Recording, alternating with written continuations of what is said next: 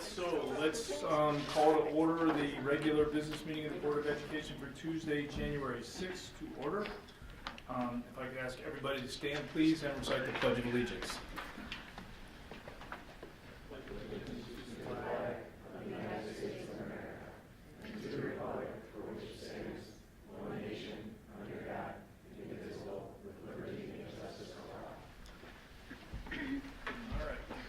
Roll call, please. Stephen Arthur. Here. Jim Batson. Here. Billy Kelly. Here. Jack Rudy. Here. Scott Luce. Here. Karen Lundstedt. Here. Ellen Mauer. Here. Okay, so we have everybody. Our agenda tonight, we will have an education presentation called Course Enrollment Meets DLS. That had my curiosity. No real president's report today. We'll have an update from our plethora of school board representatives. We're always anxious to hear what's going on in the school.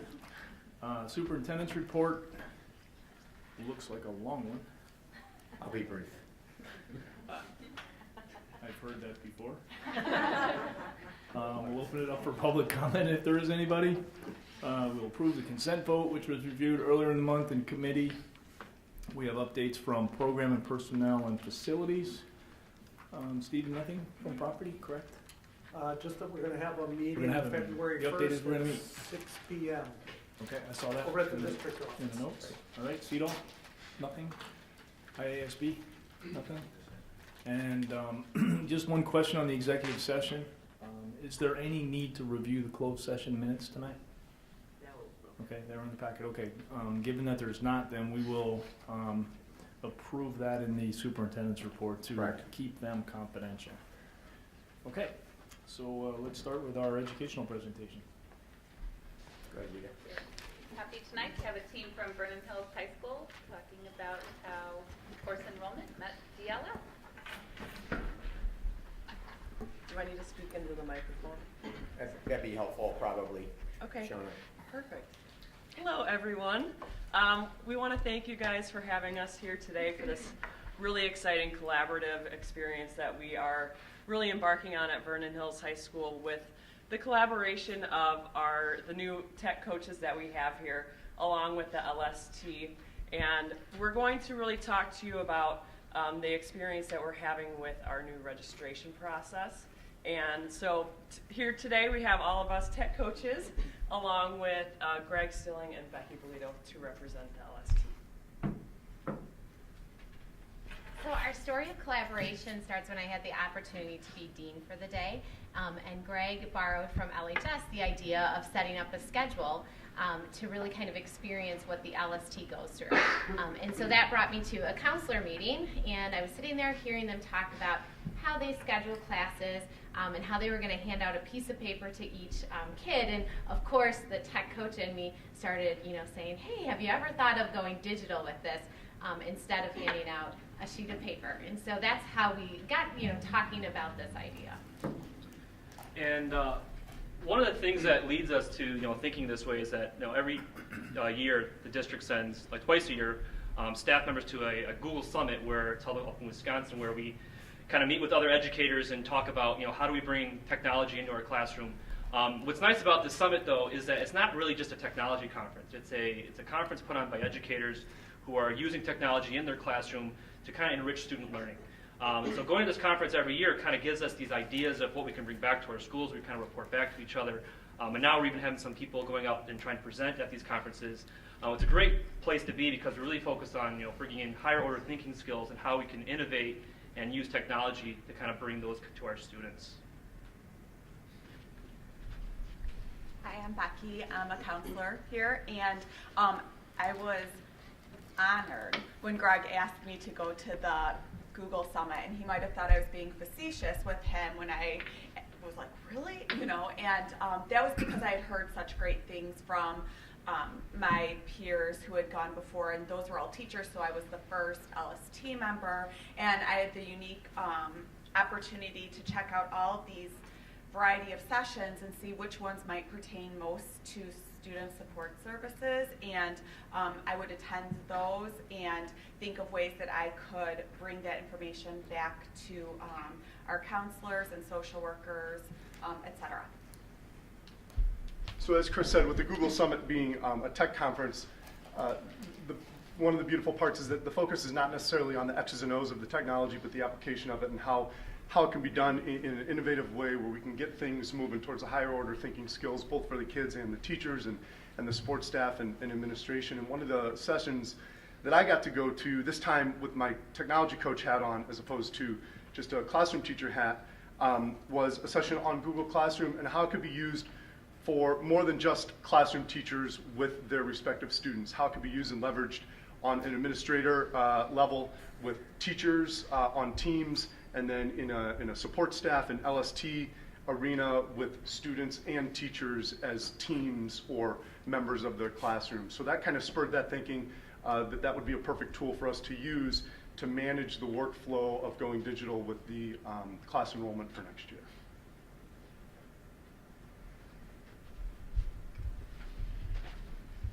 So after I returned from the Google Summit, it was the joke in the LST that like any technology question I was now qualified to answer, which actually I'm not. And Greg and I were talking about ways that we could maybe utilize technology, Google in particular, throughout our enrollment process as it was approaching. And after attending the Google Summit, I thought of a lot of different tools that might be able to be used, but I wanted to go to the hotspot upstairs to see our tech coaches. And I talked to Chris about what I needed, what kind of functionality I needed from the technology, and he was able to brainstorm what technology would fit the best. And after talking to Sean about what he experienced at the Google Summit, he kind of brought back some ideas. And after I've been using Google Classroom 2 years as a teacher, we really realized that this is a great blended learning kind of management tool where it's a great way of pushing out documents to kids, getting those documents shared back with teachers very easily and effectively. And it's a great way for teachers and students to collaborate, so why can't we bring that collaboration to our counselors and our LS team members? So essentially what happened was, as counselors, we have a few times a year where we need a captive audience, and that's hard to find without disrupting instructional time. And so what the Google Classroom allowed us to do was to minimize interfering with instructional time and get all of these documents in a nice package sent out to all of our students at the same time. It also makes it so that students from home can, with their parents, access all that material. They don't have to wonder if they left one of the sheets at school or they lost a sheet. It's all there at all times. So in one of our meetings, we were talking about this idea, and as I've attended some of the lunch and learns that the Hotspot puts on, they've given presentations on Google Classroom, Pear Deck, various things that our teachers are using all the time in their classrooms. So I thought the best idea for us as an LST to kick this off would be just to go straight to the hotspot. So we held several of our LST meetings in the hotspot where they have their computers, their big TV screens where we could put what we needed up on the screen, and these guys could take us through how to set up our Google Classroom. So Becky's 300 students are all in her Google Classroom. And like she said, she pushed out this information to them now, but now that it's set up, she could push out whatever information she wants in the future. So it really worked out great for us. So maybe it's just me from, at Denver Day Lampshade. So what is hotspot? Am I the only one that has No, I was Oh, hoping so. okay. It's the room in which we operate. It's That was a 7 out of cheesy 7 name up that we front. came up with for the room. What was that again? It's the cheesy name that we came up with for the room in which we Yeah. run our tech coaches. All right, I figured, Yeah. I figured that was In the school. It's just right down the hallway. Yeah. Yes. Okay. So this is me meeting with a student. So far I've enrolled a bunch of juniors, and what those meetings look like are just like the pictures. The students, I tell them all they need to bring are their Chromebooks with them, and usually the student and I are both inside the document where they have put in what classes they're thinking of taking next year at the same time. If a student has had a question ahead of time before a meeting, I can access the student's document to see what like they have mapped out, which is something unique. Usually they would have had to make an appointment, made sure I was in my office, that we could sit together and talk about it together. I can do this a lot more efficiently and effectively in less time. And so I have found that students have been more prepared, that their sheets have been completed before meeting with me, which wasn't always the case with paper. I don't know how to explain that other than, you know, they have their technology at their fingertips all the time. So I think, you know, when they think of it, they can just go on there, and it's not like they need to go back to their folder that's in their locker. So it's been working really well.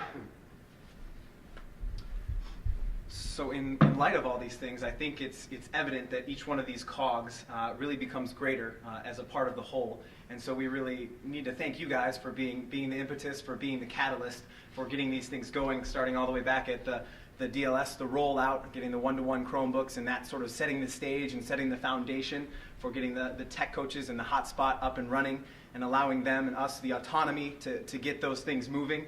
Sending us to that professional development, the Google Summit, and other things that have just allowed us to obviously go and come back and collaborate, not just sit on those ideas, but come back and really share those in a different manner, which really ends up creating this environment, this atmosphere where there is a willingness to try something different, as shown by the LST. And hopefully, as we move into the 21st century of technology with a lot of these things, it's something that we can do even more. And so we hope to see a lot of that in the future.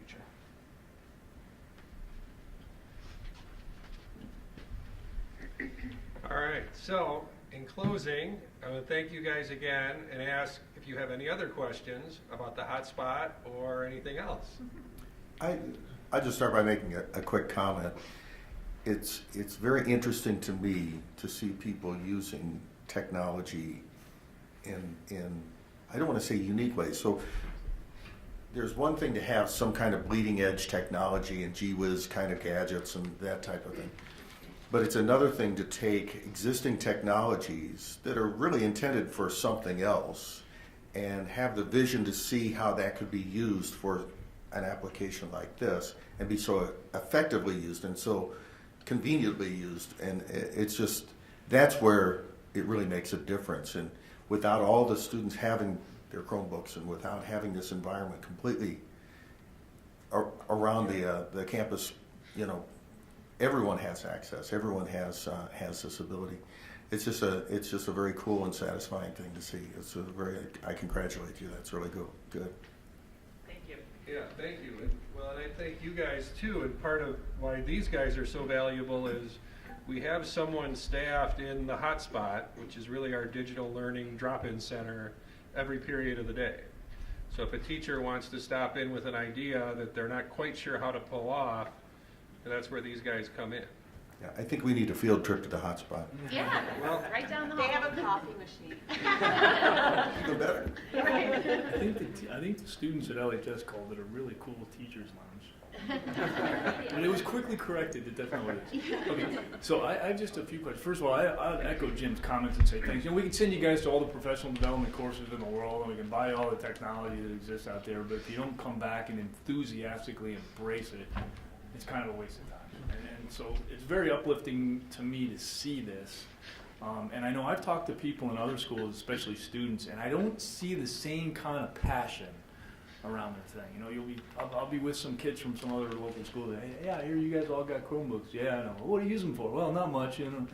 And so it's really great to see what I mean, the transformation in the last, not even year, half a year has been incredible, okay?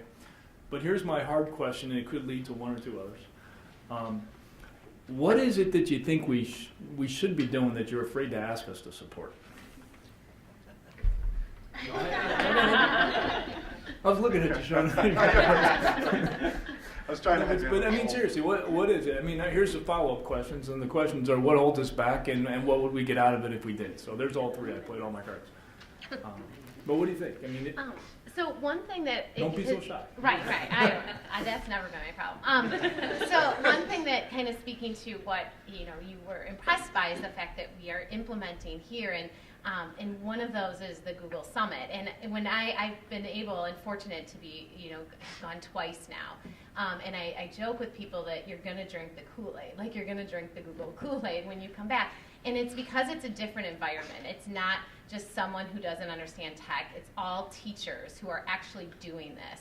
So that is one thing that I wish personally that more people could experience the Google Summit, because and I think Becky is an example of that, of someone who didn't really feel that comfortable with tech, but goes and just gets excited about, wait a second, I can do that, you know, and I don't need to go and purchase new tech. I can reinvent what I already have. And for me, I think that I would want everyone to experience the Google Summit. I mean, that's what I would want on my wish list, but I know, you know, that's something that I think the rest of us can speak to as well, is how great that conference in particular is. So. How many people attend that? Not from here, but I mean, imagine it's a national thing of some kind. Yeah, so they're located in different regions. So this is the Midwest Google Summit.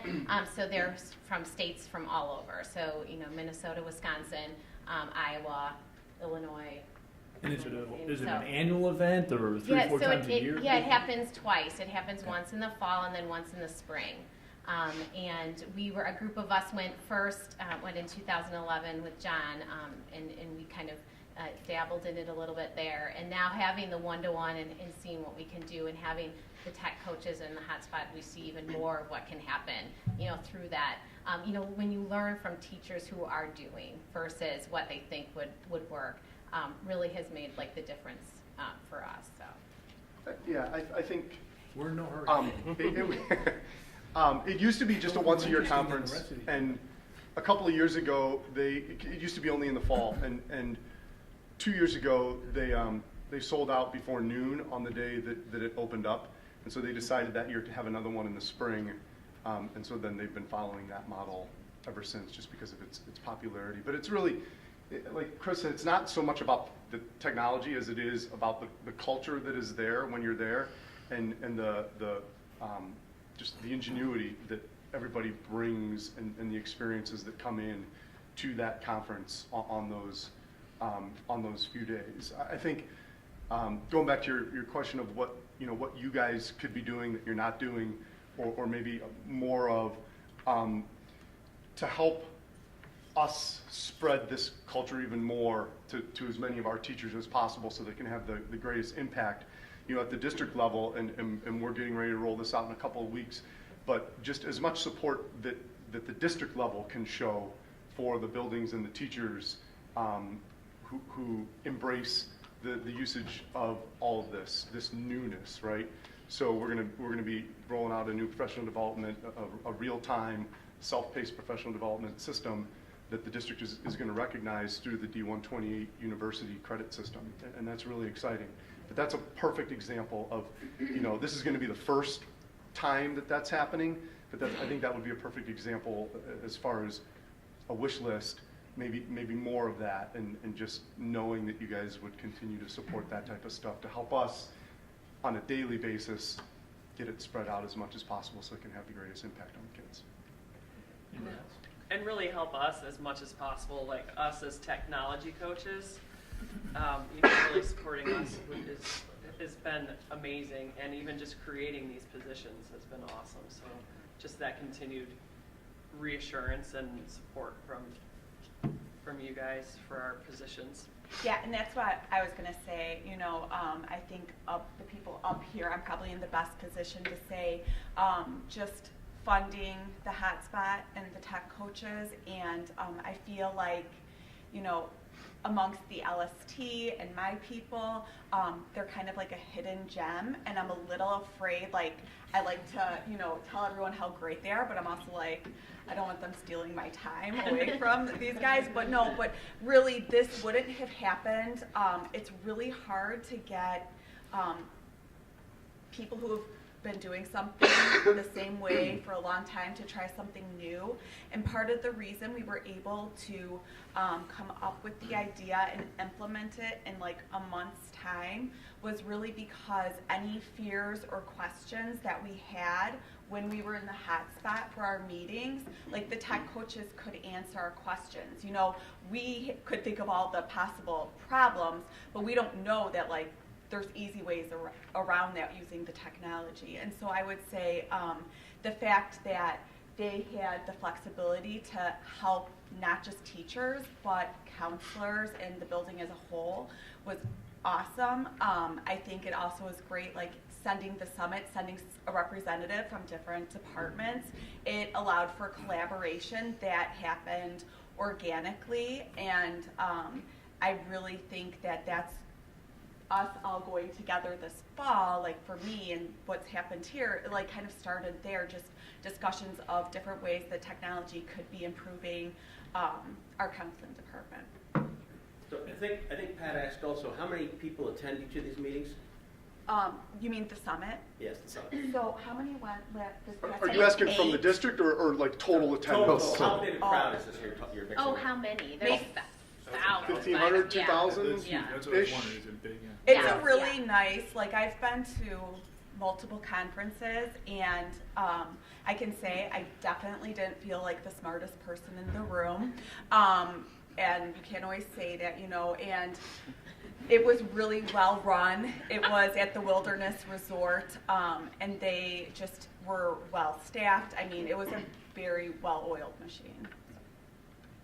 So a quick question for this, is this a pilot or are all the students involved in this yet for this year? This is all our students except incoming freshmen. Okay. So this was all the students we could, well. And outgoings. Our And outgoings, outgoings. right. You don't Yeah. get to take classes here next year. Darn. Yeah, we can't ask them questions because they don't take classes here next year. Yeah. So this is enrollment for all our students coming back next year. That's a big rollout, very quickly. Yeah.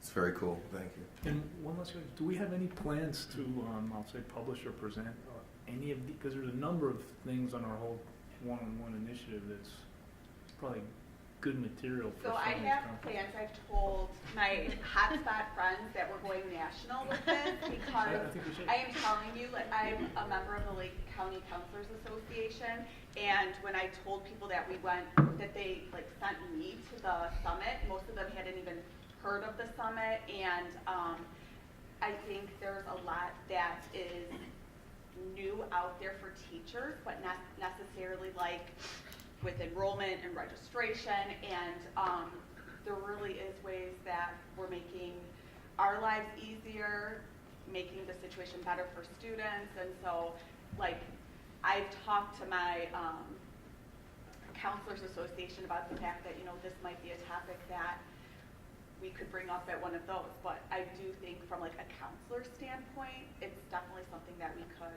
look to in the future. I don't know if Yeah, you guys I mean, have I any think there's several, I future. mean, even if it's just a way you're navigating through the cultural change, I mean, I think that in and of itself is a whole subject. I think even just the whole rollout and logistics and how we manage that and how we went about choosing it, there's a number of good buckets here that I think could be really helpful. I mean, frankly speaking, why should somebody else go learn all the lessons we already learned? I mean, we paid the price, why don't we just kind of share the wealth?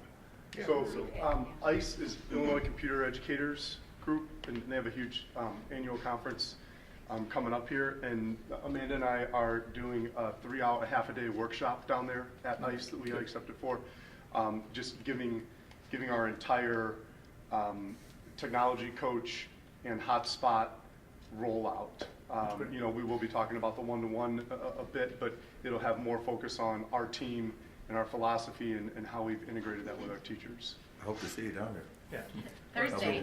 Last but not least, Thursday. I mean, I know we said thanks, but I always appreciate these kinds of things in particular because I know you guys are busy in your regular day job, and then you do this kind of stuff too. And you know what? I really think those are the things that I'll call it differentiate the teachers and staff that we have here from a lot of other places. So, in case you don't think that's recognized, I just want you guys to know how much we do recognize and how much we appreciate it.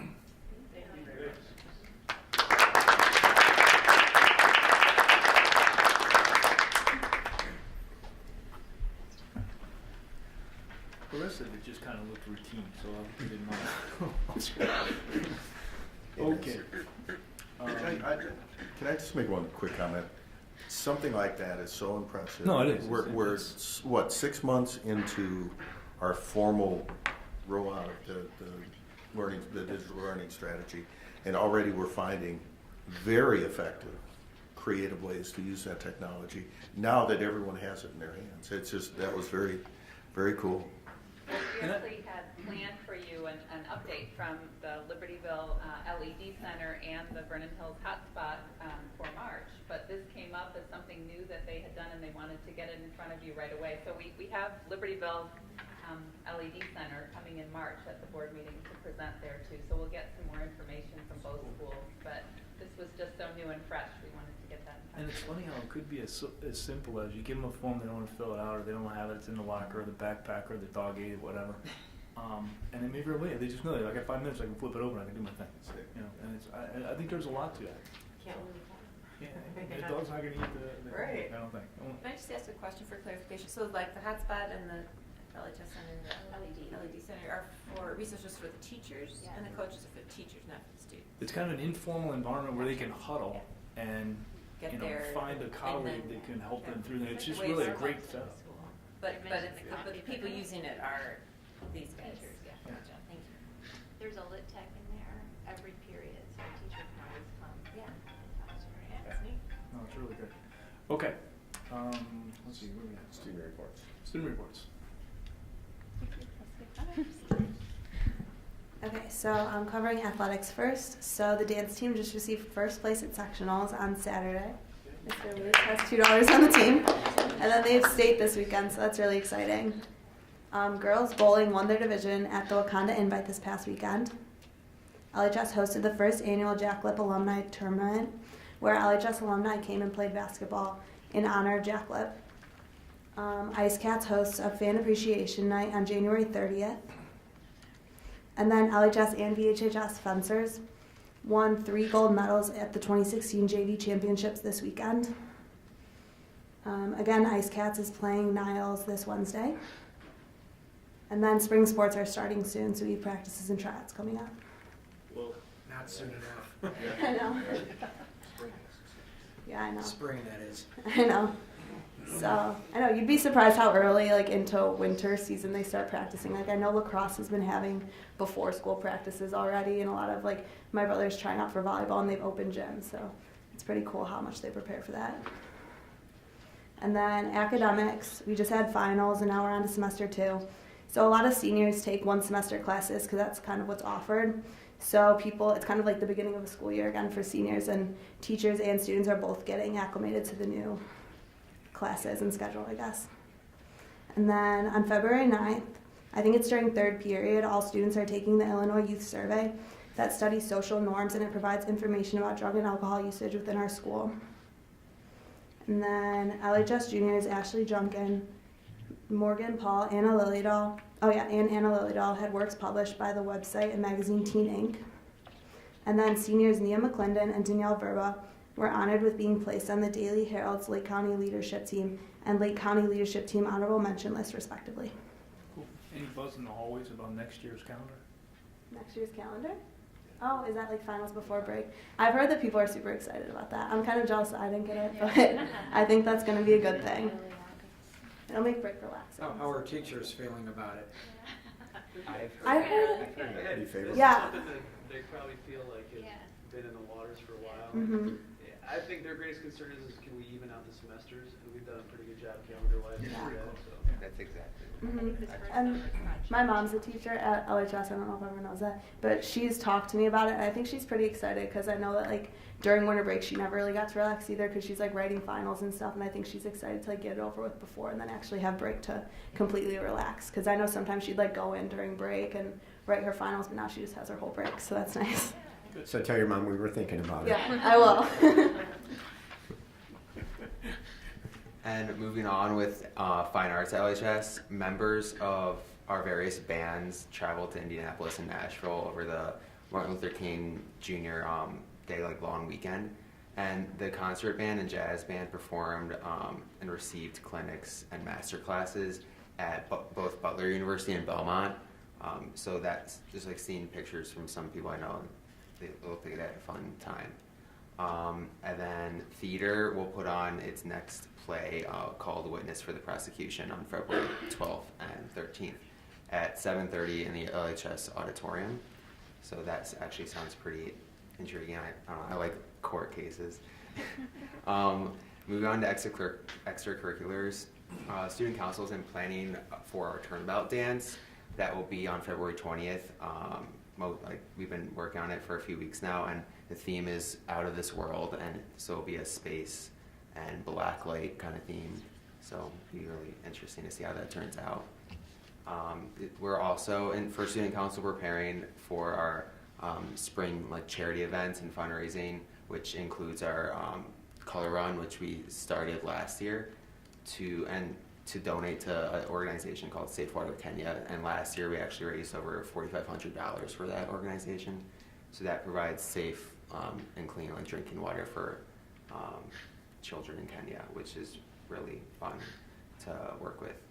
And our school newspaper, Drops of Ink, it recently released their first online publication, in addition to their monthly paperbacks and printed copies. So that's just another sign of our school going digital. Our Link Crew has just started a new tradition called the Link Crew Legacy, where our leaders, or junior and senior leaders, can nominate a freshman in their group that has shown qualities of being an outstanding freshman student. So I heard it was a really nice ceremony, and a very nice way to recognize some of our freshmen by our upperclassmen. So it works to build unity among our different classes. LHS also hosted the 2016 Jazz Fest on January 21st with bands from Highland and Oak Grove Middle Schools attending. Libertyville High School also has a new club for both students and staff to read and discuss their favorite books and literature. So it's the LHS Book Club, and they'll hold their first meeting this Friday, January 29th, after school, where they'll be discussing John Green's Paper Towns. And last Wednesday, students at our school wore our Stand Together t-shirts with a sign saying "Stay Strong for Brett" to support LHS graduate Brett Becker, who was recently injured in a skiing accident. So we're all hoping for a safe and speedy recovery. And it was just really moving to see all many kids coming out to support him and his family. ACE, Athletes Committed to Excellence, recently held a parent pledge night where about 100 members of our ACE club committed to a drug and alcohol-free lifestyle and performance. The students signed a pledge, and with their own personal creed, with their parents in attendance, to lead as role models in our athletic community. And lastly, Slant of Light, our school's literary and arts magazine. Our deadline is approaching next week for submissions, and being an editor in the magazine, we've already seen a significantly large amount of submissions coming from our students of both artwork and writing compared to last year. So that's very exciting to work with this year. Thank you. All right, so moving on to Vernon Hills news.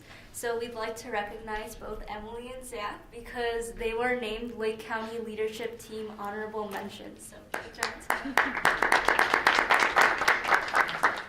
Also, one of the recent VHHS alumni, Jessica Chiarella, a graduate of 2005, has just released a new novel, And Again, which is really cool to see our alumni doing great things. Also, there is IMEC State Ensembles, which is the 2016 Illinois Music Education Conference, and that takes place this coming weekend in Peoria. And a major part of the conference is the All-State and Honors Choir, Band and Orchestra Ensembles, and the conference begins tomorrow night, and students and faculty will be leaving tomorrow afternoon around 2 p.m. And we have a lot of students who are actually part of that, which includes Steffi Benito, Scott Kinnear, Zach, Finley Lau, Sari Lee, Lucy Wu, Isaiah Liu, Spencer Moffitt, Leslie Munn, Ariel Cha, Adam Lee, Calvin Yoon, and Grace Lim, which is actually a lot of students, so we're very proud of them for making that. And then also, JSA, our debate club at school, is going to host a voter registration event for those seniors who are going to finally get to vote in the next election, which is pretty exciting because we'll be able to do that. So that's taking place on Thursday and Friday of this week.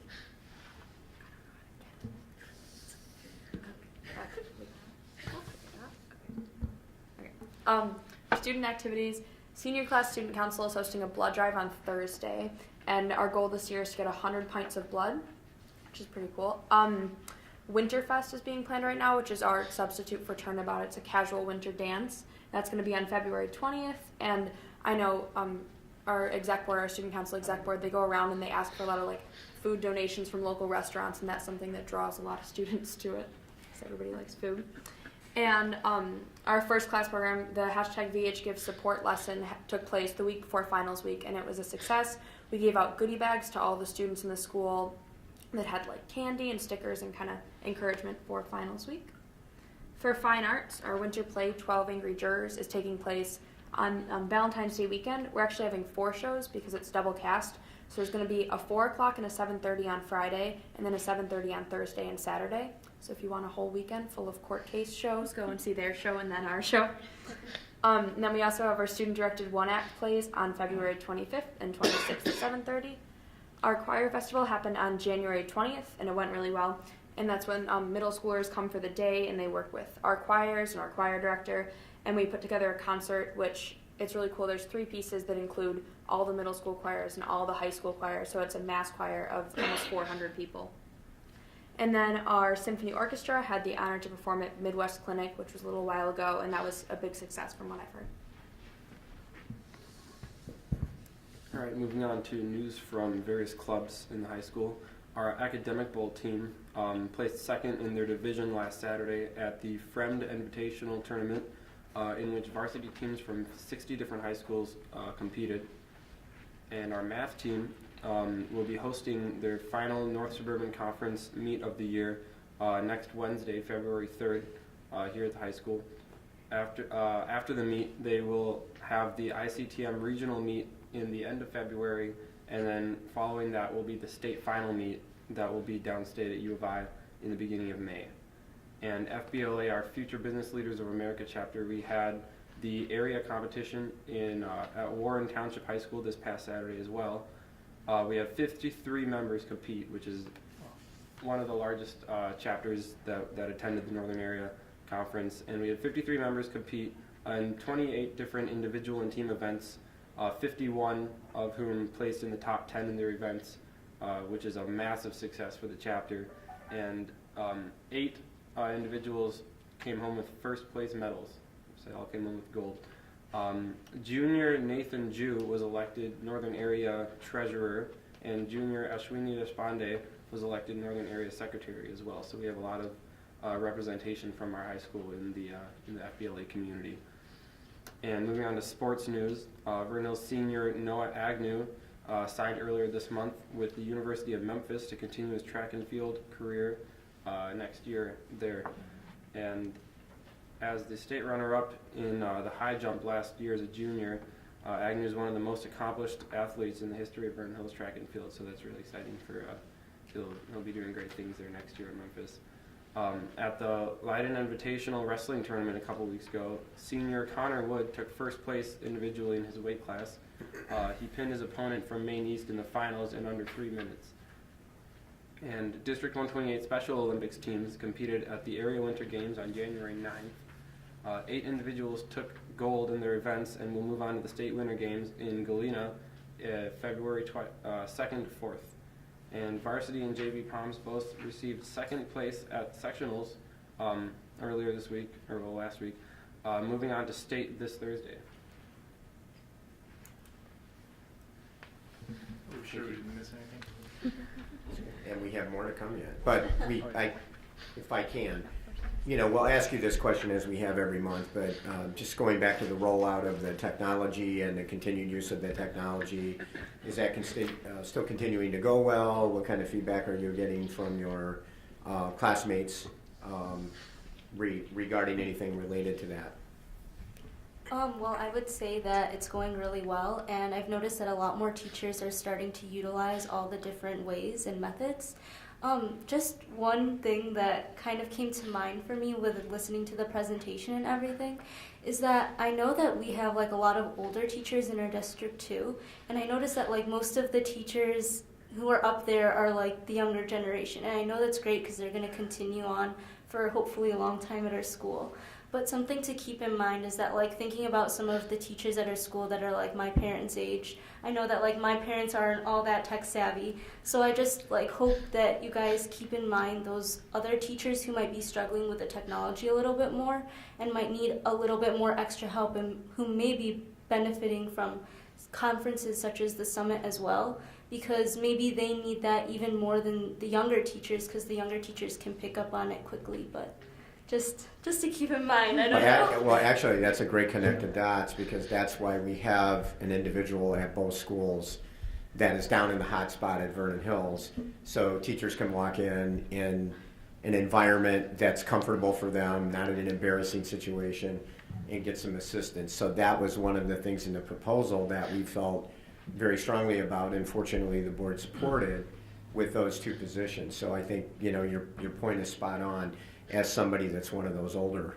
folks. So, well, I think it's interesting from the standpoint, obviously there's a perception, and sometimes perception is reality regarding people who are more apt or using it and those that aren't. And I thank you for sharing that perception, because that's, you see things too that I think are helpful for all of us, so thanks.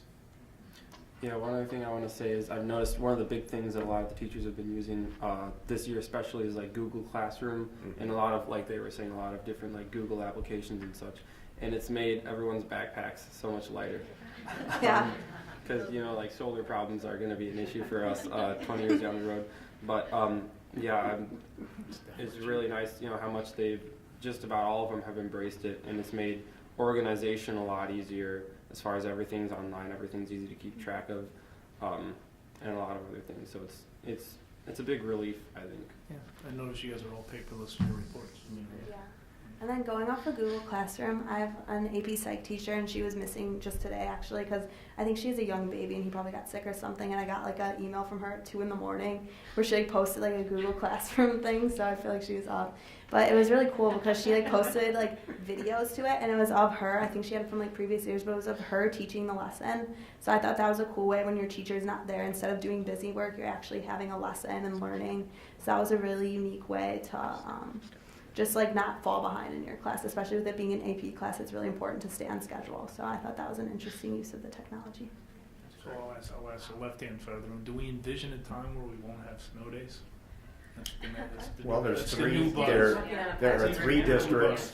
There are 3 districts in the state right now that are piloting that. Although the winter's not really cooperating to allow the pilot this year, and I'm not complaining about that. But you know, we've had a fairly mild winter. But there are 3 districts. I think one is in southern Illinois, one's in central Illinois, and there's one up here in the northern Illinois area that are actually piloting that this year, where education would go on. The teachers would be teaching via technology, and I'm sure they picked 3 districts that, you know, 56 is the one up here. yeah, can actually do it, can actually make it happen. So They have the connectivity. In yeah, your so house. I think it's coming. I mean, I think we're coming. Oh. Necessarily. Libraries, you know, I mean, there are other areas possibly. So just another application of the technology. We Absolutely. don't pick up the paper now. Yeah, I had a teacher my sophomore year that did that. If we had a snow day or any unexpected day at school, he'd tell us in the beginning of the year, he's like, if school gets canceled, I'm posting something on my Yeah. Facebook page, or I'll email it to you, and you have to do the assignment. Yeah. And everyone Great. did it because it's just expected. It Really worked great. really well. And just to add with like, I think that the Chromebooks on Google Classroom specifically, like they mentioned, it essentially helps with the efficiency of like clubs too. Like you don't think of, like you think it helps with like every class, which it does, but knowing like being a part of student council and Slant of Light, we use Google Classroom a lot. Like it's for submissions. This is our first year where we're actually accepting submissions through Google Classroom, which makes it like more anonymous, and it's just easier too because kids are already on Google Classroom, and as opposed to years past where they've had to individually email one teacher or like print out a hard copy and like put it somewhere. So it just makes like clubs and submissions work more easily, and student council with some various, like we have so many surveys for members and different announcements like during the weekend and stuff that just automatically sends an email to every student's inbox, so that helps a lot. It's great. One more. You And need a comment down yeah, here. in addition to that, there's a lot of apps that teachers use that like cross into a lot of different classes for review and stuff, like Kahoot. I don't know if you guys use that, and Padlet and fun things like that. And students get like really excited about it because people just like kind of working as a class and doing like there's fun things where you can draw and like stuff like that, and they carry into math and languages, so you can review, and it's fun to kind of move on from like Jeopardy and games that we've been playing our whole lives to prepare for tests and to do new stuff. So, can I ask two other questions? Yeah, Just two other quick questions. So, I mean, either referring to some of these older people here, like myself, just learning how to use all that. I mean, Google Classroom, I wouldn't have a clue how to get into that or whatever that is. I mean, is this changing? Like, do we do a freshman orientation day where the first thing you do when you come in is you get used to all this stuff, or? I mean, yeah, is that what it's on? Yeah. Okay. Okay. So we do have freshman orientation, and freshmen all get connected, get their Chromebooks, obviously get connected so that they hit the ground running. Yeah. And then, like their link crew, we have a freshman But trip. it's just kind of like changed the whole agenda for what we had to do, just to get everybody sort of up to speed. And then I'm sure, frankly, there's a whole spectrum of capabilities amongst our student body population with respect to doing it all too, which I think we got to be sensitive to as well. Yeah.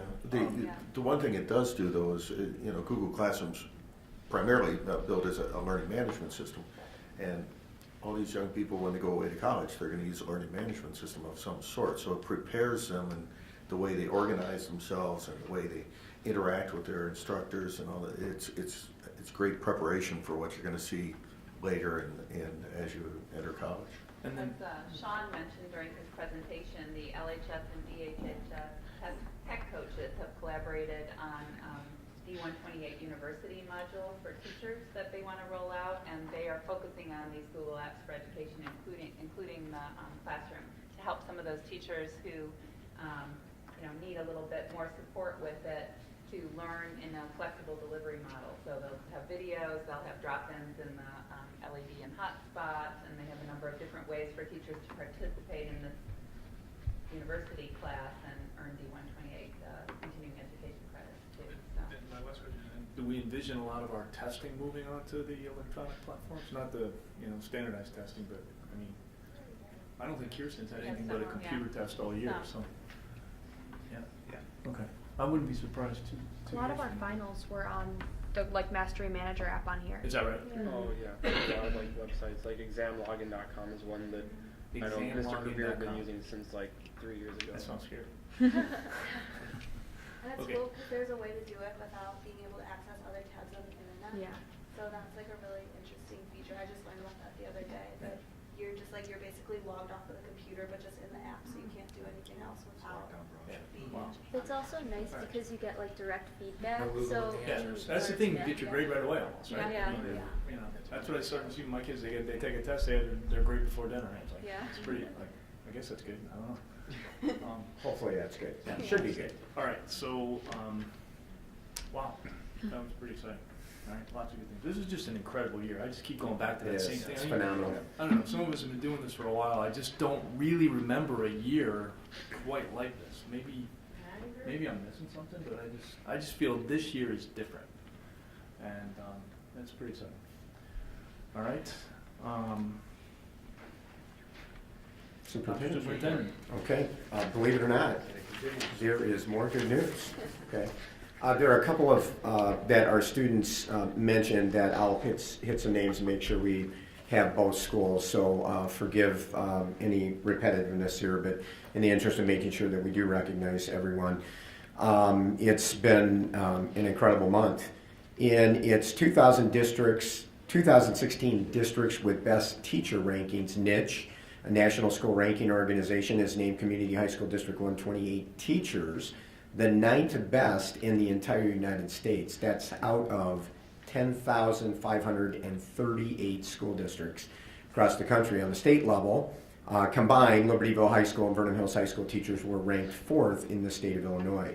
The niche ranking provides a comprehensive assessment of the teachers in school districts across the country and takes into account such key factors as the academic performance of schools, an index of teacher salaries, student-teacher ratio, as well as student and parent reviews. So congratulations to our rock star teaching staff here. Yeah, that really does deserve a round of applause.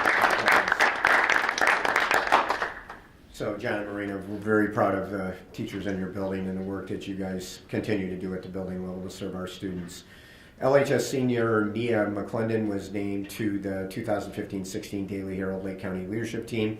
Just mentioned earlier, in addition, VHHS seniors Emily Fagel, who's down at the end, our own, so to speak, and Zachary Kurzenberger and LHS senior Danielle Verba were named Lake County Leadership Team honorable mention, and they keep up a long tradition of LHS and VHHS being recognized at the county level. The District 128 Foundation for Learning continued its mission of enhancing learning in District 128 by awarding innovation grants totaling $22,769 to LHS and VHHS teachers earlier this month. The 2015-16 grant winners were announced and celebrated at a luncheon held at District 128 Administrative Office in Vernon Hills recently. This year's grants brought the amount of grants awarded by the foundation since 2008 to $146,759. And all told, it's nearly $265,000 if you combine block grants that they provide the buildings for teaching and learning and support for students in need. And many of us remember about 12 years ago when the foundation started with $0 and funded the first year of grants really through trustee donations. So I mean, they have done an incredible job. This year's grants recipients were from VHHS, Mark Proseis, Sarah Staub, Matt McCarty, John Pagani, Kedrick Greenewalt, Chris Wolf, Brooke Gabris, Shannon Etnier, Brandon Waters, and from LHS, Sherry Rooks, John Taylor, Margaret Nicholson, Pete Dawson, Robert Adams, Daniel Treptow, and David Kreutz. And for those of us that have been to that event and we actually listened to summaries of the innovation grant proposals that were awarded, phenomenal proposals from the teachers, grant proposals to really take teaching and learning to the next level. So we're very appreciative of the foundation's work with us.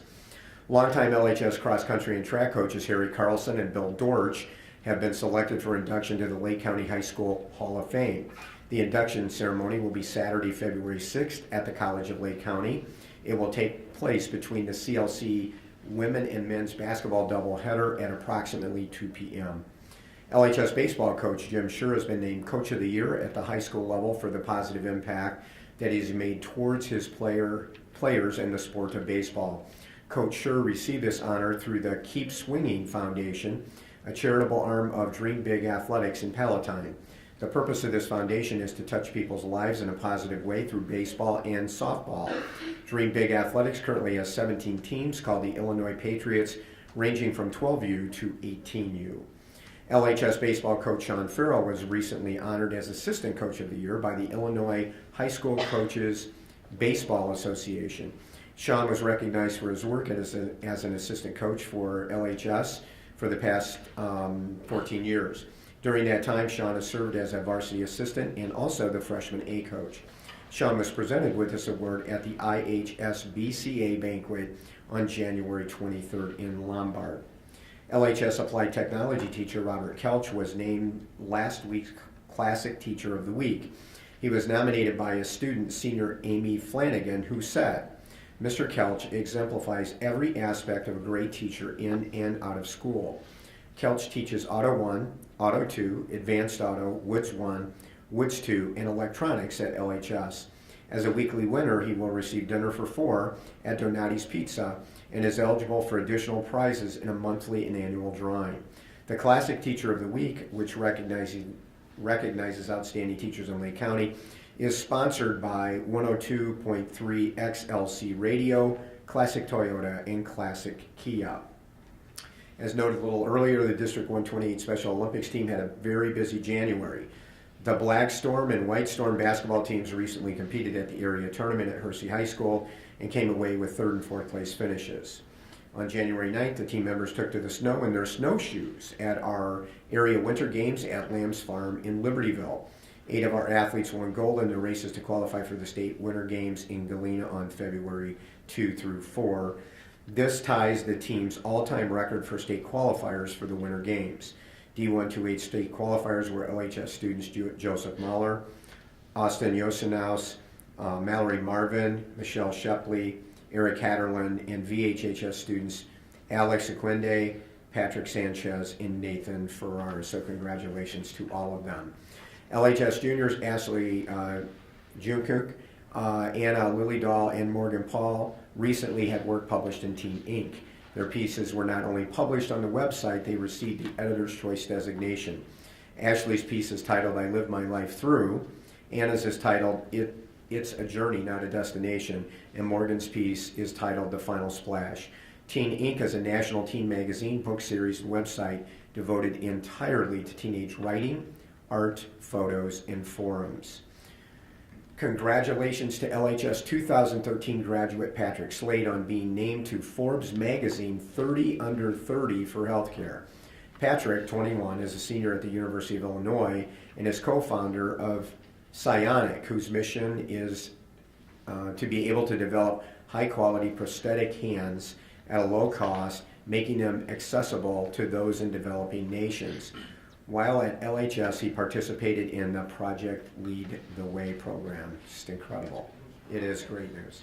Congratulations to VHHS 2005 graduate, as we mentioned earlier, Jessica Chirella, on the recent release of her debut novel, And Again.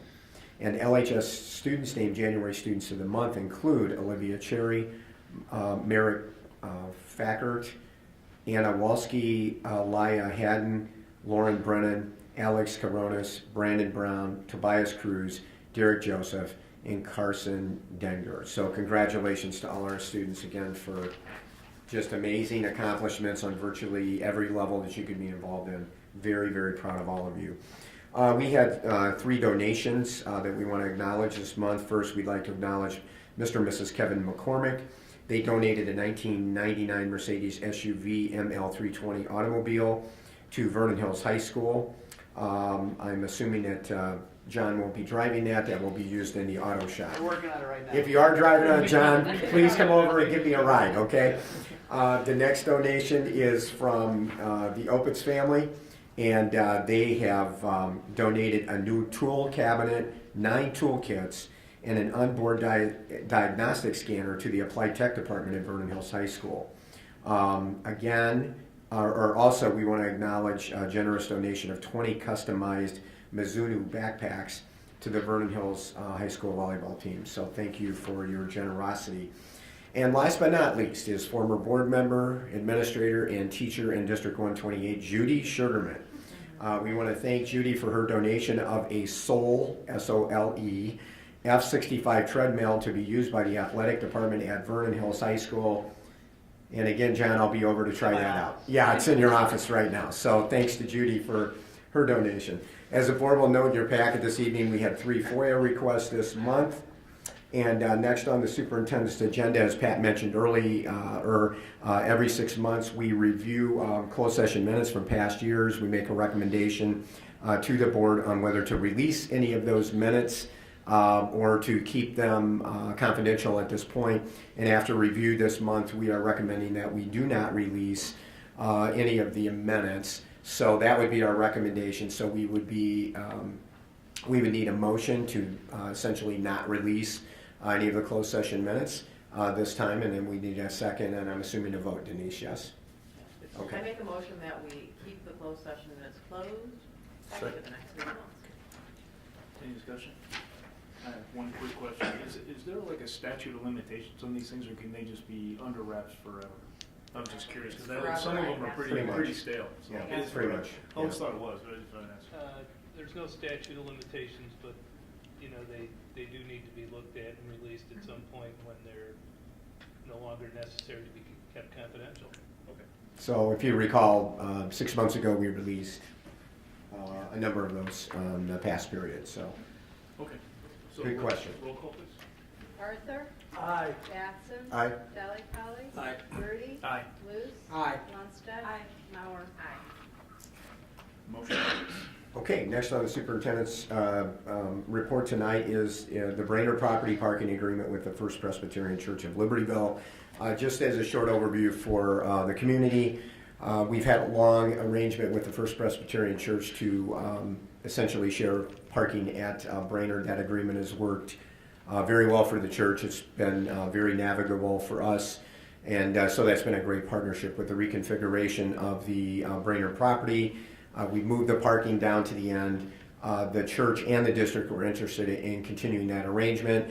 So our lawyer, Rick, I was deciding whether to call you counselor or lawyer, Rick. So anyway, Rick has been working with counsel from the church, as the board knows from our monthly updates, and we've navigated all the waters as I reported at the PNP meeting earlier this month, and we've come to an agreement. The board had also had an opportunity to review that agreement. Rick and I are very comfortable with that. The church board has already passed their end of the agreement, so our recommendation is we pass the parking agreement as discussed and submitted at PNP. We could have done this on the consent agenda, but again, it's a unique partnership with one of our community organizations in an area that we both serve, and we thought we wanted to highlight it in the superintendent's report tonight. So we would need a motion and a second, any discussion, and then a vote on the agreement as we've presented it. I move to accept the parking agreement with First Presbyterian Church of Libertyville. Second. Any discussion? Roll call. Batson. Aye. Delli Polly. Aye. Grudy. Aye. Luce. Aye. Lundstedt. Aye. Mauer. Aye. Arthur. Aye. Batson. Aye. Motion carries. Yeah. Okay, Mark, you want to give a brief Brainerd property update? Yes, the Brainerd property, the parking lot is open for the students now, so they can use it for parking during the day, walk over to school. Where the contractor's in the process of finalizing all the punch lists, so we can move forward with occupancy with the ROE. Our goal is to have the building and the turf, everything is to be completed, that we can, as soon as spring sports start, that we can utilize the facility. And nothing but positive comments in the community that I hear. I don't know what you guys hear, but I get all kinds of people. I hear the same thing. Yeah. You know, the comments are now in the, it's almost like, I can't believe we waited this long to do this. So I think it looks great. Well, as we were mentioning before the board meeting, if you're driving east on 176 at the right time of day, we actually get the benefit of having the effect of the building on the property looking like it has a steeple because it's almost perfectly lined up with the church. So, yeah, I think the community comments that I've received as I've been around the community of different things have also been very positive, and it's going to serve our kids really well. When the weather breaks in the spring, we're going to be able to get kids on that field immediately in multiple sports, and I think it's very exciting for everyone involved. So. And I think some of the last minute changes we made to the shed helped a lot. I think Yeah, it looks great. It looks great. And we're continuing to look into the fencing. Right, the area. On budget, under budget? What's your latest read? Presently, we're on budget. I hadn't asked that question in a while, so I throw it out. That's good. Okay, number 7, I actually had State of the District down, and part of that was to update the board on where the state might be right now, which is tenuous, of course, as we all know. And this week it looks, it's apparent that there may be some movement, at least in pensions and school reform, funding reform. So I'd like to hold off until February and see if we have any more movement down in the state. But Pat had mentioned earlier that we've had an incredible year, and we really have had an incredible year across the board this year. If you go back over the last 12 years or so, we are just on a roll, and that is in large part because we've set great broad goals. We've got really good school improvement plans that are driven on the needs of the student. We've set very high expectations for ourselves. We collect data, we hold ourselves accountable, and we look at how we can do things better. And the result, as you've seen over the last few months and the last several years, has been continual increase in student achievement. And we're also in very good financial position.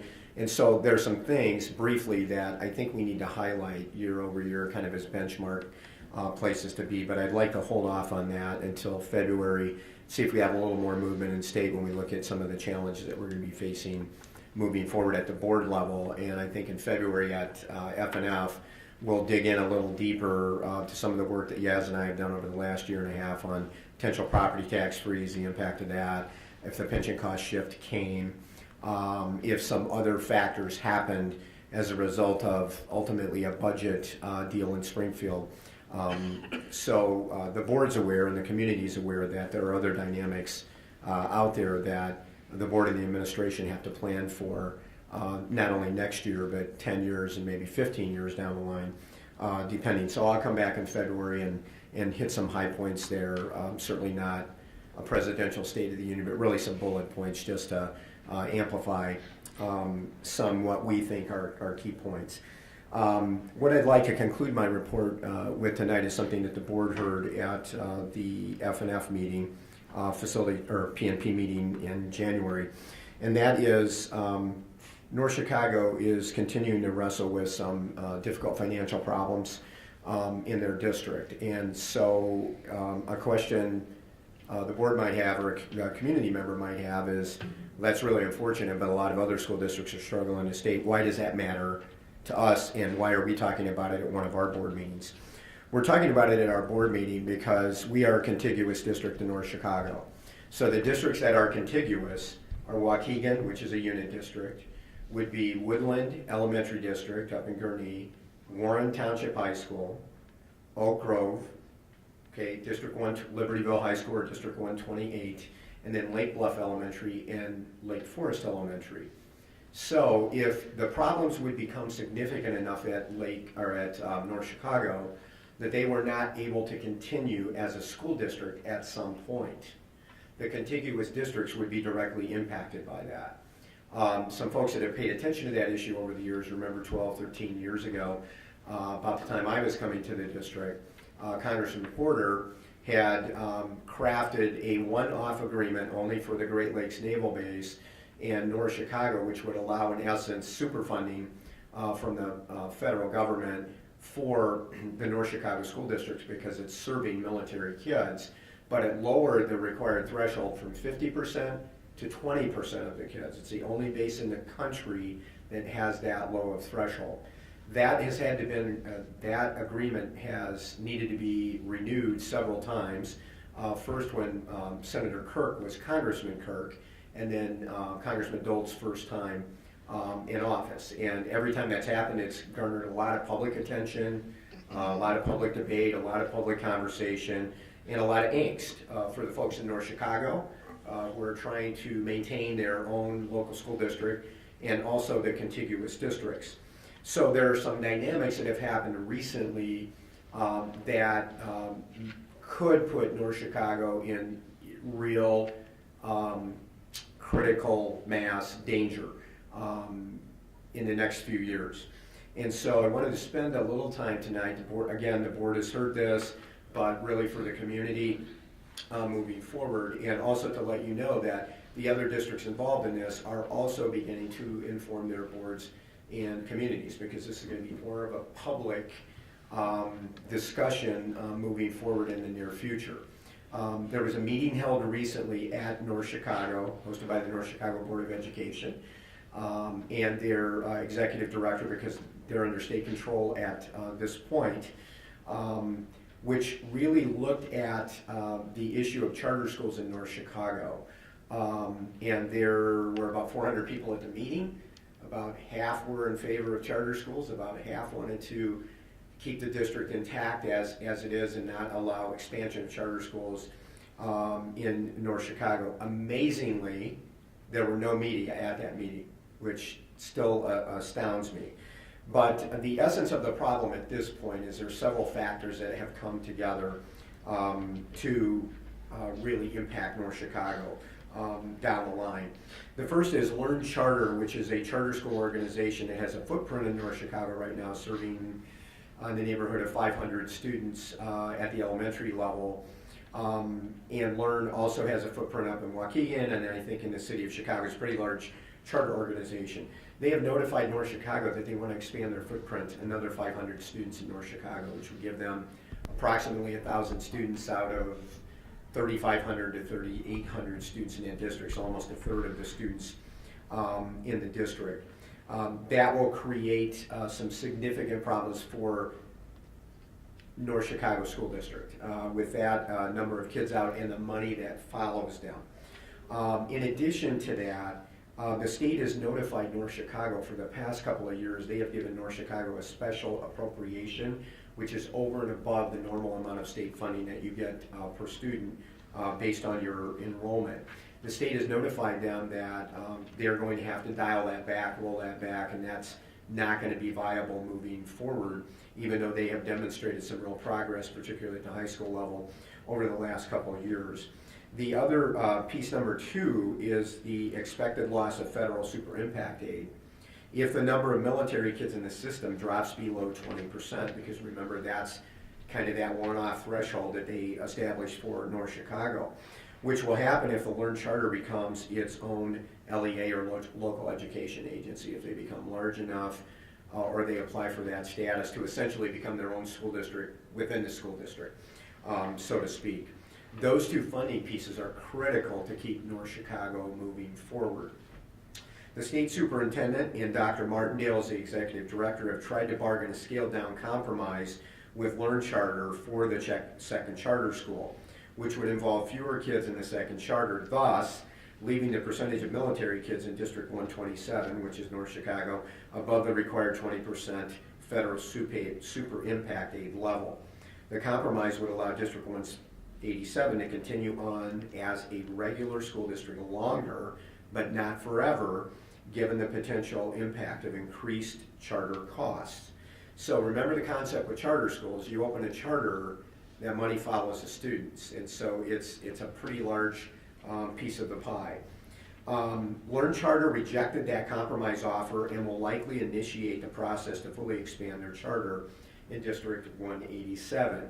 In fact, on February 4th, the current board at North Chicago will consider Learn Charter's expansion proposal, and then will make a decision whether to support that proposal or not to support that proposal. So they're reviewing the additional Learn Charter expansion proposal, and they're going to make a decision on February 4th. If the D187 board rejects the expansion proposal as allowed under state law, Learn Charter may then appeal to the Illinois Charter School Commission, which will certainly override the District 187 board rejection and allow the second Learn Charter to proceed.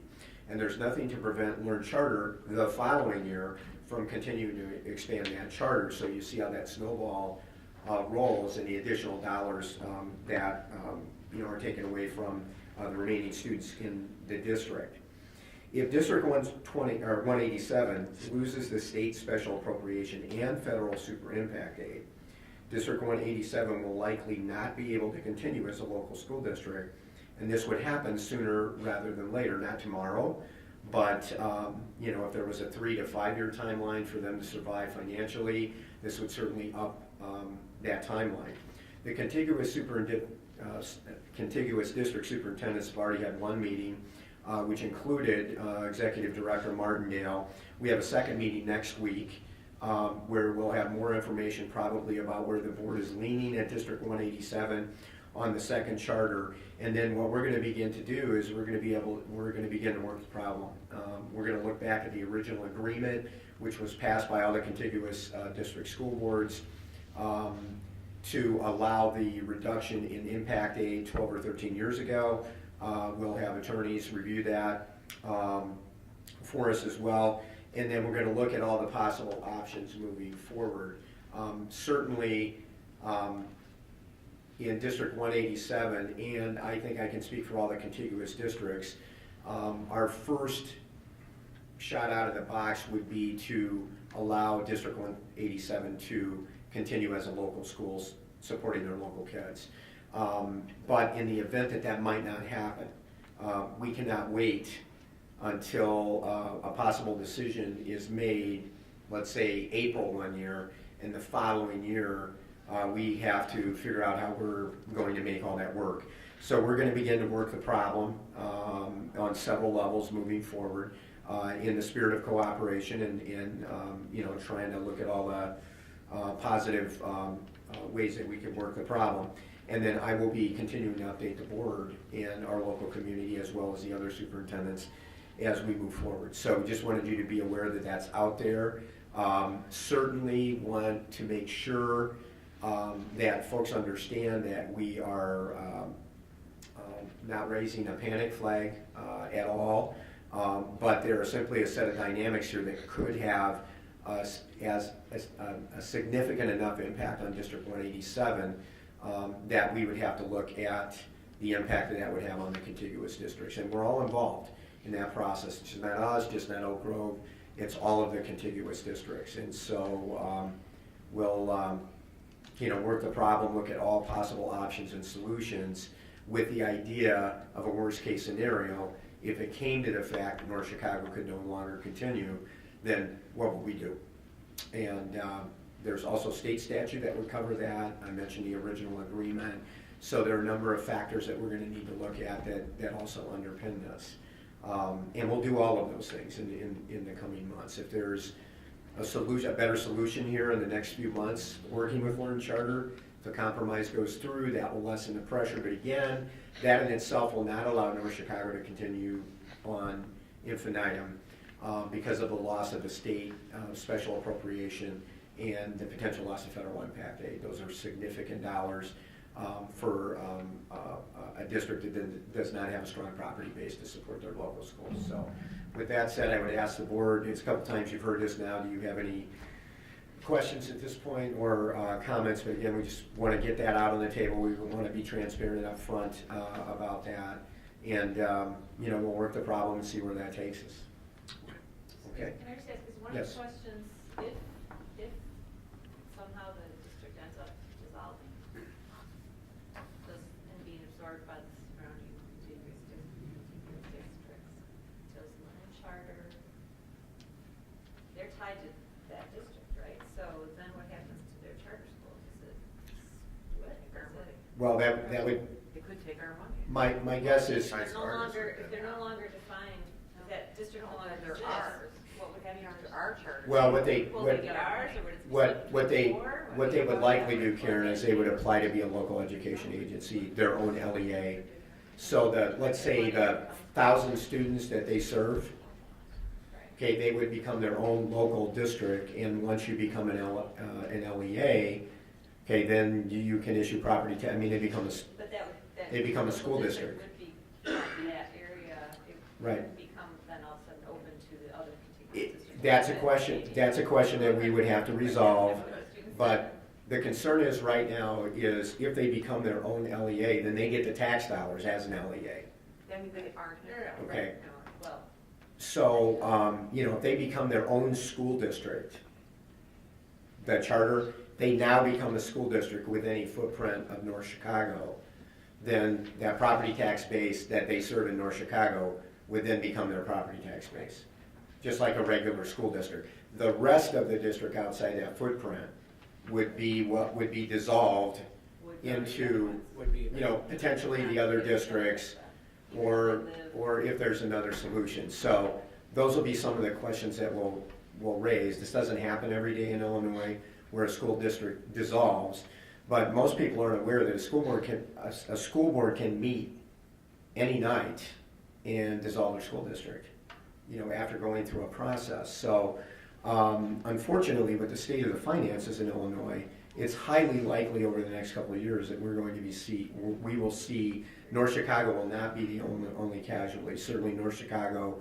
and East St. Louis probably have the most, outside of the city of Chicago, have the most significant struggles at this point. But there are many, many other school districts in the state that are hanging on by their fingernails right now. So though that's a great question, and that's one we'd have to run down. Working with the state and also working with legal counsel. So Prentice, if they become an LEA and they have geographical boundaries, are they going to be obliged then to pick up things like special ed and other essential services? If they become an LEA, Alex, you would assume that was the case because now they are a recognized school district, right, as an LEA. So reference point for a community, LEA, District 128 is an LEA. We are a local education agency. District 73, 72, Oak Grove, are all their own LEAs? So that's a great question. And one could assume if they became their own LEA, they might decide to further expand their footprint to North Chicago proper, the school district now, and then they essentially take over the schools. But if that happens, to your question, are they taking kids with special needs? Are they taking kids who are reading below grade level, have other issues that they're dealing with, which has been part of the argument against some of the charter schools in Illinois, that they don't take all of the students that a public institution is required to take. So that's a great question. One would assume that that's the case if they become an LEA. I think the other interesting question is it profitable for them to become an LEA if they have to serve the greater good of all the students in a particular area? They don't have to become an LEA, right? Yeah. They Pardon? have to become an LEA? They don't have to. No. Has any other... Which will go to Karen's question. They didn't become an LEA, and somehow the district had to be, broken apart, and statute guides us, or the original agreement guides us, or an agreement guides us on how we're going to do that. Then there would have to be, part of that agreement would be how do the funds go to the charter schools? Okay, what about the physical plant? Yeah. Or what if their students don't want to go there anymore because they know they can go? So yeah, they're take on their debt too. there are lots of questions there moving forward, and you can do this in an academic exercise, which on some level we will do this. But at the heart of all of this is we've got a group of students in a community that it appears would prefer, as almost any community would, to have their kids in their local schools, in their own neighborhood schools. So, we'll just have to see how this plays out. Again, it's not going to happen tomorrow. We're not raising a panic flag. We're approaching this very kind of judiciously. And as soon as Dr. Martindale had the information that he has that I've shared tonight, we had our first meeting and came back through our January board meeting cycle and began to share that information out. So we just want to, again, work the problem effectively with the idea that, if kind of the worst case scenario is that the district can't continue on, then those children have to be served, and they should be served well, obviously. So again, just wanted to keep you in a high plane of awareness there. Oh, one other question before Jim raises this question that a couple of people have actually asked me, and this question also came up in detachments and de-annexation, really from one of our sister districts in the area. So what happens if we don't have room for whatever kids that we would have to take? It's too bad. We're going to have to make the room. It's just as if we had 120 kids show up brand new this year to Libertyville High School. Okay, we can't say that we don't have room for you.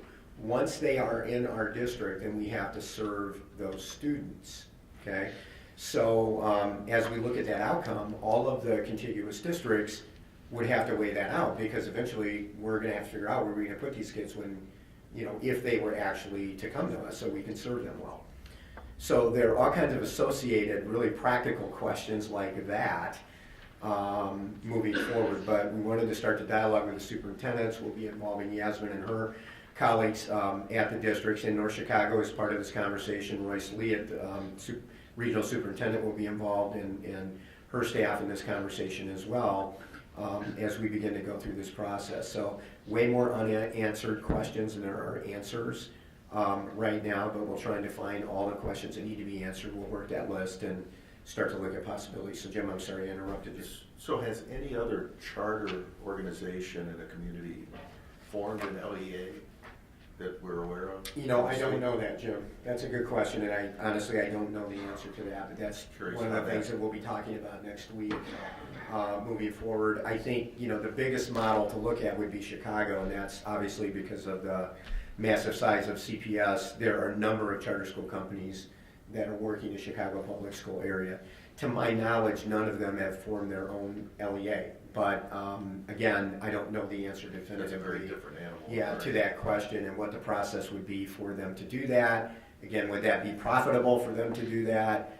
You know, if they don't have the latitude that charter schools have, you know, they don't have the mandates we have in many cases, and yeah, they're for-profit businesses. So, you know, we'll just have to see how that plays out. Okay, so just wanted you to know we're on top of it. We're all on top of it. We're working it. There may be, I've mentioned this to Pat before, at some point down the road, we may want to form a working group that includes a board member from each one of the boards, including North Chicago, of course, North Chicago. So we can begin to look at some of these options. So what will not happen, I can assure you, at some point is that we decide we want to do this, and we get to do it, and Lake Forest decides they want to do that, and they get to do that, and Warren decides they want to do whatever, Waukegan decides. Whatever we decide to do is going to have to be in the boundaries of either the original agreement, which had a breakup formula in it, current state statute, a combination of the two, and you know, whatever that agreement is, we're all going to be part of that agreement. We're not going to get to selectively choose what we do moving forward. So that's why I think it's important for the superintendents and finance people to kind of front the problem, and then, you know, we'll obviously need to bring our boards in, including you, at some point in that discussion. But as you know, we can't do that effectively by having, you know, a massive board workshop with all of the school boards. That's not a practical application, so we might get to the point where we have a working superintendent board, school finance group that's looking at all of this and weighing all this out. But for now, we're ringing the bell, doing some transparent notification, kind of identifying what the potential causes are, and that we're going to be looking at it moving forward. Okay? All right. Any other? I've got one other, Pat, and then we can move on, and I think pretty much the board meeting's done then when I'm done tonight, I think, so, because I did most of the report tonight. Just wanted to remind all of the folks at the table here, but any community members that might also be watching tape of this on our website, we will have a committee of the whole meeting on Monday, February 1st, okay, starting at 6 o'clock at the district office across the street in our large conference room there. And the purpose of that committee of the whole meeting is to look at major capital projects, okay? And it will be a working session of the board. As with any time the board gets together, there will be an opportunity for public comment there, but it's a working session for the board. So beyond public comment, we'll be going through several things. Among those is we'll go back and kind of review our core mission again. We want to review the history of how we got in the position that we could look at some of the major capital project work that we'd like to do down the line.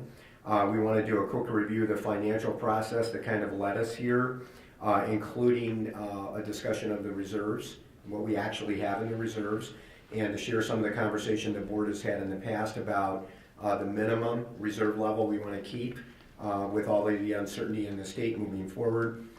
We want to reaffirm again something that the board has done, you know, a number of times, in that the board's operating philosophy is we are not going to use reserves for our normal operating costs moving forward. And then we also just want to quickly review the amount of abatement and reductions the board has done over the last 5 years. And then we'll finish that kind of introductory part with really the parameters that the board has given us at looking at the major capital projects moving forward. And that's very important because you gave us direction on several occasions moving forward.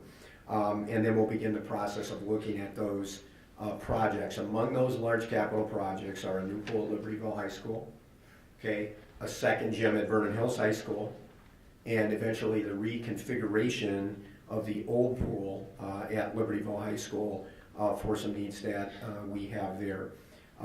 We have worked on this really, you could go back 10 years to when we started the 10-year rolling financial and capital plan to be in a position to have this discussion. But the thing that's very important for the community to know is, although none of these projects have been approved by the board, they're all subject to board approval, of course, is that if any of those projects move forward, whatever level they're approved at for spending, those resources will come from existing reserves by plan. Okay, they will not come through going out to the community and asking the community to raise their taxes to pay for those projects. And I think the board has felt very strongly about that, and we felt very strongly about that as an administration as well. So again, Monday, February 1st, 6 p.m. at district office across the street. Okay. So just one question on that, because I don't want to put the cart before the horse. We Sure. can have a discussion on capital projects, but we really have to tie that to a discussion on our long-range financial picture. Sure. Will we have that data for this meeting? And share some information with you covering until about maybe 2019. Yeah, so that'd be good. So we'd be able to essentially look at what what I would imagine is we could have a page of assumptions that might say we're going to assume inflation is X, we're going to assume that our costs will go up by Y, we'll assume EAB is going to whatever. Those infamous curves that we used to look at. Still got it. All we have to do is do the update. That's going to tie into the whole reserve question and all that. And then can we make sure we have an updated, net of early taxes? What do we have and how does that compare to our last conversation on This is a that? good time of the year Yeah. because most of our taxes collected. Most of our taxes have been collected from last year. Yeah, but we're sitting on still some, we have to pay the rest of the year, this year's Right. expenses. Yeah. I mean, otherwise we're sitting really good. Yes. But, it'd be nice to just, I think the fund balances this month are $130 million. So before everybody says we got $130 million, let's just strip out the rest of this year's budget and anything else that we got to strip out and say, okay, this is what, if the year ended today and we paid all the rest of the bills that we anticipate between now and the end of June, this is what we would have. Because that's really the only discussion that's worth having. Okay. Is there anything else anybody wants to make sure we have? Will we also cover property? Yeah, the property piece of this is in Vernon Hills and Libertyville, but particularly at Libertyville, the front part of the property at Libertyville, part of the work that we do will include a cost. Let's assume for a minute that we do a pool. Whatever that pool is, we'll have build out included in it. We've already included those costs. We could separate those two out, but whatever we do up front there will include taking, for example, the old admin building down, reconfiguring the road, which we'd have to do because we've determined that, the pool would go in the front of the building, down in the end of the building by the west gym, et cetera, et cetera, et cetera. And then we'll just acknowledge again that we have parcels of property across the street in our long-term, although we may not all be here when we get all that property across the street, but the long-term prognosis is to be able to use that for additional field space, tennis courts, whatever it might be for a future board and future administration down the road. So yes, it will, to Stephen's question, it will be a capital projects and property discussion. And there are also some, other larger ticket projects that we need to look at down the line that aren't necessarily building, so to speak, but just renewal things for the district and keeping ourselves up with that. So, and point out to those, again, that may be watching from the public, the board will not be making any decisions on the 1st. That's going to be the first of a number of conversations where we will likely, depending on time, will likely be able to do some introductory work and then provide some more detail on pool options that we've looked at, the process that we've gone through there. And following that immediately, we want to have a similar discussion with the gym at Vernon Hills, because obviously reconfiguring the old pool at Libertyville is going to be the longer term of the 3 potential projects, because we actually have to build the new pool at Libertyville first, as we move down that path before we can talk about reconfiguring the old pool. So, and the factors in Springfield and all of those things, as Yaz and I have worked numbers on property tax freeze. We've worked 10-year, 12-year numbers on the pension cost shift if we do that. That you've heard us talk about before. So all of those things are factors, moving in. I can assure you that it is likely that school funding reform is going to happen this year, because Cullerton and Madigan have put that out there as a priority. So It needs to be done. It's been almost 20 years. It's the worst in the country. That's going to happen. But the effect of that is we're going to lose something here. It's not going to be dramatic, but we're going to lose something here because we're a district that sits with a good property tax base. So some of the existing revenue is going to be moved around to districts of higher need. It won't be catastrophic for us, but again, over a period, as Alex has taught us, over a period of time, there's a multiplication effect on that, and we can do estimates on that. Yasmin and I have worked those numbers many times. So the article in the paper the other day suggested they want to give more to those that don't have any, but they're not going to take any from those that do. So they're going to try and that do. Just look like a bit of a show game. Yeah, they're going to. That was the fly in the ointment last year with Senator Menard's plan, and to his credit, Senator Menard went around the entire state multiple times and sat, and I was in his group at least twice, and really wanted to understand the problem and tweak the formula. If you remember last spring, although it seems like several years ago now, if you remember last spring, the first shot of SB1 was catastrophic for suburban districts in terms of losses. I mean, there were districts at 211, 214 that lost $15, $18, $20 million. There's no way their legislators are going to vote for that. There's no way they can vote for that and be back in office. So they understood very clearly that they had to tweak that. The second kind of go around with that, I think we were in the probably $1.2 million category, as I recall. Originally, we were probably like $3 million. So I think what they actually will end up doing, Pat, is getting as close to hold harmless as they can, because the only way to make that work is to inject a lot more money into the system, the overall system, if they're going to hold everybody harmless. But I think if you look at us, Stevenson, Lake Forest, Highland Park, Deerfield, some districts that are strong, have strong property tax bases, the adage is going to be, we've got the resources locally to do what need to do at the level that historically our communities have expected us to do. So we're going to have to make that up locally if we want to do that. So what that damage is going to look like, we don't know, but I don't think it will be catastrophic in terms of $3, $4, $5 million a year. I could be wrong. Well, we should do some studying of that too. And again, I don't want to get into this. Honestly, this is a big agenda. This is more than a one-night session. Oh, it's going to be multiple we nights. have to think about that. But, We're not going to cover all that 2 hours. No. This will be multiple nights. But we should probably sort of reschool ourselves, because it's not just a question of money. I think, again, it gets to tax rates. And yeah, Lake Forest has a lot of money and we have a lot of money, but our tax rate is a lot higher. And my guess is the level of concern on the part of our residents is probably higher than theirs, because their rate's a lot lower. So, I think I'm hoping that they're sensitive to the fact that it's not just how big a check you can write, but frankly, what level of sacrifice the people in the community are making. Because I think it is higher here than it is in a lot of other places. It is, but keeping in mind also that. Yes, use your microphone. Sorry. Keeping in mind also that their equalized assessment is quite high. No, it's all compared to because us. of that. Yeah, And that's true. other school districts Yeah. around here have fund balances on Stevenson. Yeah, but I mean, Close there to are ours. a lot of houses in our community that, frankly speaking, haven't appreciated for better part of 20 years.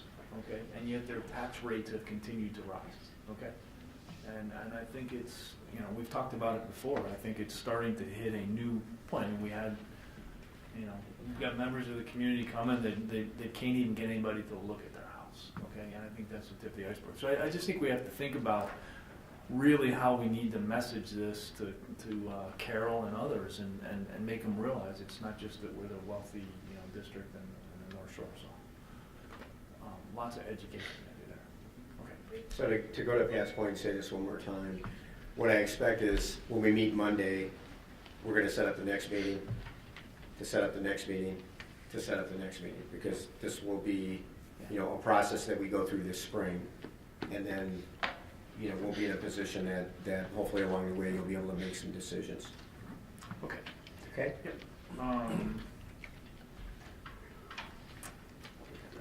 Yes. Okay. Anybody from the public would like to speak? And let me give you guys a heads up. We're going to do one of two things when we're done with public comment. We're going to cruise through the agenda, okay, or we're going to just let you go because, yeah. It's really up to you guys. If you want to go, you can go. Yeah. You guys know, we covered a lot of territory. It's going to be good stuff. looking at the agenda, the rest of it's pretty routine, so.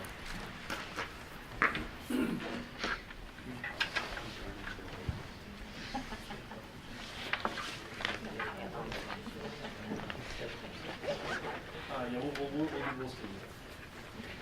All right, anybody from the public who would like to speak tonight?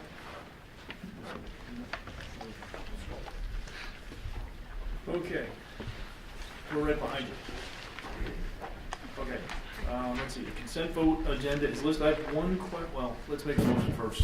We did review this in committee earlier this month, so can I ask for, actually, I better ask my question first, since I don't want to add it afterwards. Item number 5A is the same name that is on agenda item number 4, number 2A.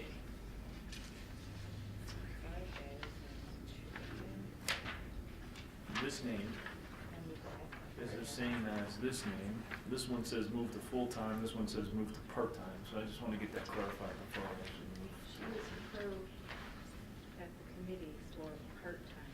Okay. And then after the committee. That's what I thought. So now she's full-time. Got it. All right, so So I should have we that right? strike it from the consent vote agenda? Because there's No. a second motion on the other one. Well, because there was 2 separate actions. Is that right, Ellen? She And Maya? I just want to make sure we get it right, that's all. So let me clarify. So when we go to the next page on P&P, we're going to have a motion to approve the employment of employees as listed, which includes hiring Myra full-time. It's phrased move her, so you're Well, hire her oh, you're part-time kind of and hired move her her part-time, so full-time, she's all like in one. full-time and a part-time. I just. We're hiring the replacement for the part-time position, and then we're moving her to full-time. Yeah, so those are both actions. We're hiring that for we've the done, so we have to take replacement both of actions. part-time, and then we're moving her to full-time. That's how I'm reading it. Well, they say the same thing, though. Educational support replacement hires Myra full-time. Educational support replacement hire Myra part-time. Yeah, So I part-time just wanna make happens sure it's first and clear. then moves to full-time. Is she part-time or full-time? Is that what's happening? She's gonna be full-time, part-time. So she's going to be full-time. So You want to strike her from? That's all I'm asking. Do we Well, strike why it? don't you vote? Why don't you We're gonna vote on to two to hire her vote to full-time. remove her from the agenda. When was she, John, when did she start? She just did, so she Okay, started. so she's part-time, so since we've had the meeting, she's moved from part-time, now she's moving to full-time. Right.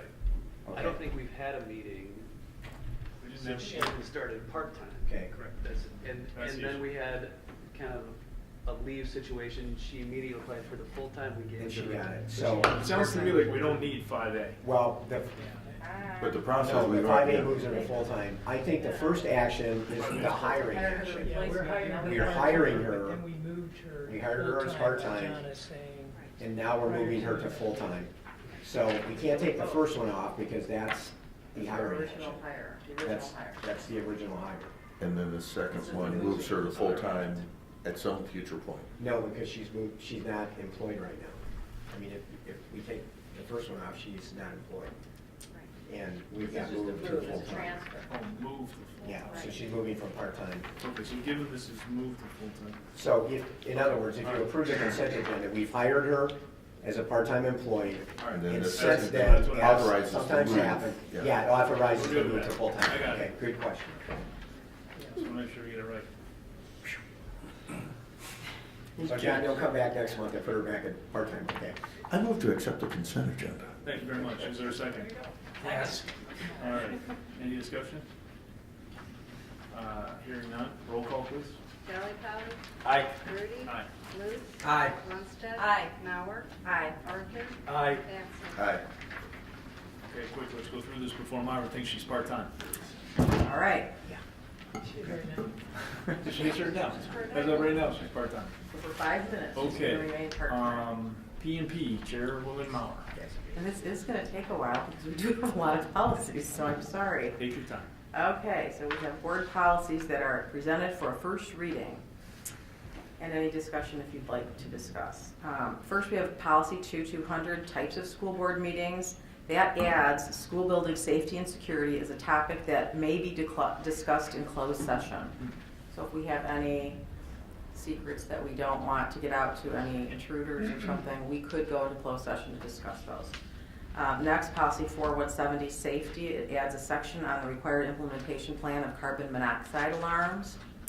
Then we move to policy 660, curriculum content. And here's another unfunded mandate. It adds 1 semester of civics to the graduation requirements of all students beginning with incoming 9th graders. They're grandfathered in. The other ones. Then policy 6160, English learners. It updates all references to English learners, or EL, from English language learners, ELL. Another example of our state in with waste, paper waste. Anyway, students, policy 7100, health, eye, and dental examinations and immunizations. Requires use of a certain form, the certificate of religious exemptions, to be exempt from health examinations and immunizations. So if you have students who want a religious exemption, there's a specific form they must use and have signed by their person. Policy 7130, student rights and responsibilities. It clarifies the right of students to voluntarily engage in prayer or religious-based meetings during non-instructional time. Policy 7140, search and seizure. This policy now prohibits school officials from requiring a student to share his or her password to their electronic accounts. It does require the students to cooperate in an investigation involving social media activity that violates school rules, and it can require a student to share information with administrators to make a determination of misconduct. So while they don't have to give you their password, they do have to share the site, and they have to share the information that's on the site. Make sense? Okay, then policy 7300, extracurricular athletics. Sections were edited to clarify the basic requirements for students to participate in school-sponsored extracurricular athletic activities. Policy 7305, student athlete concussions and head injuries. That is updated to reflect the changes that implement a concussion program for students and describes the components required for compliance. It's a big one. And that's it for the first reading. Questions? Okay. All right, then we move on to the educational tour requests. There are 2 field trips that are being requested, so we need a motion to approve those, a second, and a vote. So moved. Second. Any discussion? Roll call. Gertie. Aye. Luce. Aye. Lundstedt. Aye. Mauer. Aye. Arthur. Aye. Batson. Aye. Delli. Aye. Well, Washington D.C. dug out, but I don't know if it. Yeah, could be. Hopefully the flights will be back in. So then moving on to employment of employees, where we now make Myra full-time. We want a motion to approve all of those, all of the employment list as presented. So moved. Second. Cool. Discussion? Roll call, please. Luce. Aye. Lundstedt. Aye. Mauer. Aye. Arthur. Aye. Batson. Aye. Delli. Aye. Gertie. Aye. Motion carries. And that's it. That's it, thanks very No much. other. Facilities and Finance Chairman Batson. Okay, thank you. We have a resolution for the authorization to participate in the Illinois School District Liquid Asset Fund Plus, which I assume we've been doing for quite some time, and this just gives the authorization to participate with some of our funds into that. That is correct. It is a fund we have participated in. This is just to update the signatures on resolution for the Okay. participation. So we need a motion. So moved. Second. Any questions, comments? Okay, roll call. Lundstedt. Aye. Mauer. Aye. Arthur. Aye. Batson. Aye. Delli. Aye. Gertie. Aye. Luce. Aye. And then we have an item capital projects update. I know we spoke briefly earlier, but is there any other comments we want That to was just to discuss? discuss upcoming. Yeah, okay. And anything under the other category? Anybody have? Okay, that concludes the facilities and finance. Okay, no committee. property, no CEDO, no IASB, no executive session, and therefore, we could adjourn. Motion adjourned. Motion adjourned. Second. Second. All in, you made the motion, you seconded it? I thought you made. Okay. All right, all in favor? Aye.